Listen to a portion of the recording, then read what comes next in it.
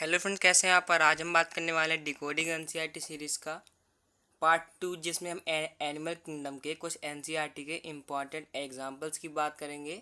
और इसीलिए ये आपके नीट के लिए एक मस्ट वॉच वीडियो होने वाला है, इसीलिए इसको लास्ट तक ज़रूर देखिएगा।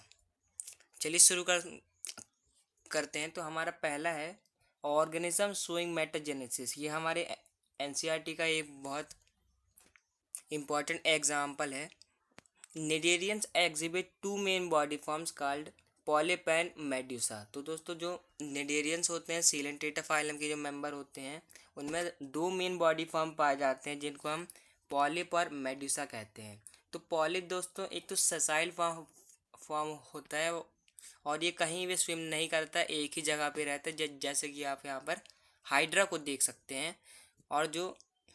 और जो पॉलिप होता है वो शेप में सिलेंड्रिकल टाइप का होता है, जैसा कि हाइड्रा आपको यहाँ पर दिख रहा है। लेकिन जो मेडुसा होता है वो फ्री स्विमिंग होता है, जैसे कि जेलीसिफ और एलिया जिसको हम कहते हैं।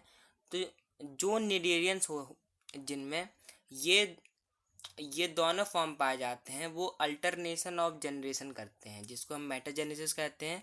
और वो ओबिलिया में पाया जाता है। ये आपके लिए एक इम्पॉर्टेंट एग्जांपल बन जाता है।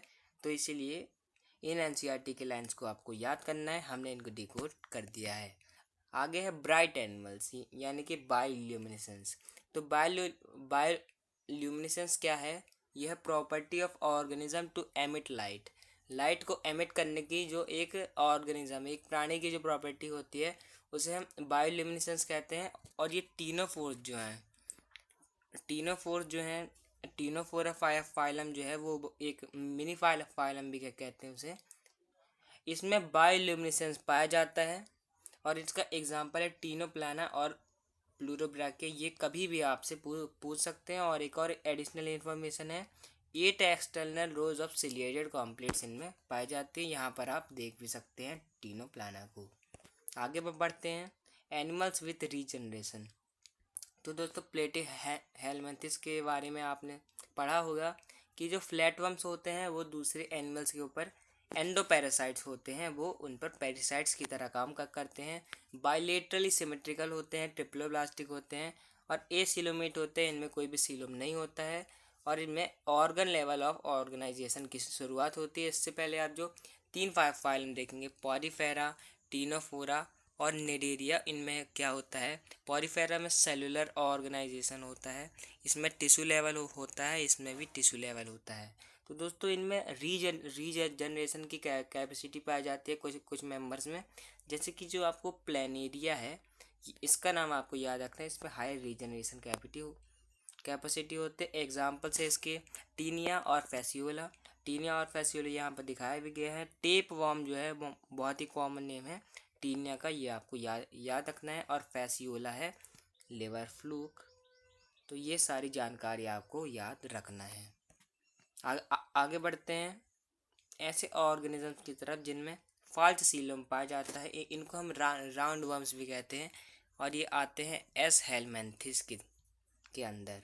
ये सारे हैबिटेट्स में पाए जाते हैं। इनमें ऑर्गन सिस्टम लेवल और ऑर्गेनाइजेशन है, बायलेटरल सिमेट्री है, ट्रिप्लोब्लास्टिक है और सूडोसिलोमेट है। ये भी आपको याद रखना, यानी कि फाल्स सीलोम जो है वो इन्हीं में पाया जाता है। सेक्सेस इनमें सेपरेट होते हैं, यानी कि ये डायोसियस है। इनमें एक एक्सक्रीटरी ट्यूब जो होता है वो वेस्ट को एक्सक्रीटरी पोर से रिमूव करता है। सेक्सुअल डाइमॉर्फिज्म भी इनमें पाया जाता है। यहाँ पर आप देख भी सकते हैं, जो फीमेल की जो लेंथ है वो ज़्यादा होती है मेल के कंपैरिजन में।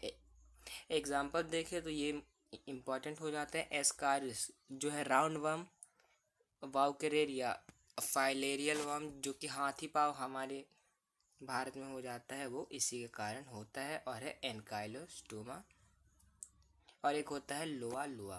तो आपको ये याद रखना है। आगे है द लार्जेस्ट फाइलम और ये आज का हमारा आखिरी एग्जाम्पल भी है। Arthropoda is the largest phylum और इसमें आती है सबसे बड़ी क्लास जो है इंसेक्टा। बॉडी में काइटिनस है जिसका स्केलेटन होता है। माल्फिजियन ट्यूब्यूल्स इनमें पाया जाता है। ये भी एक इम्पॉर्टेंट हो जाता है। और इसके एग्जाम्पल से बहुत क्वेश्चन पूछे गए हैं। इकोनॉमिकली इम्पॉर्टेंट इंसेक्ट्स एपिस और बॉम्बिक्स। एपिस क्या है? एपिस है हमारी बी है। एपिस हमारी बी है, या ये आप याद रखना है। वेक्टर्स भी हैं एनोफिलस, एडीज और क्यूलक्स। ये क्या है? मस्कीटोज हैं, लिविंग फॉसिल। ये आपको मेनली याद रखना है। लिमुलस जो है, जिसको हम किंग क्रैक भी कहते हैं, वो आर्थ्रोपोडा फाइलम के अंदर ही आता है। और ग्रेगेरियस पेस्ट जो लोकस्टा होता है, वो सारी फसलों को बर्बाद कर देता है। तो ये है एक छोटा सा वीडियो जिसमें हमने कुछ एनसीईआरटी के एग्जांपल्स की बात की। आगे ही हम डिकोडिंग एनसीईआरटी में ऐसी वीडियो लाते रहेंगे। तब तक के लिए थैंक यू वेरी मच और जय हिंद, जय भारत।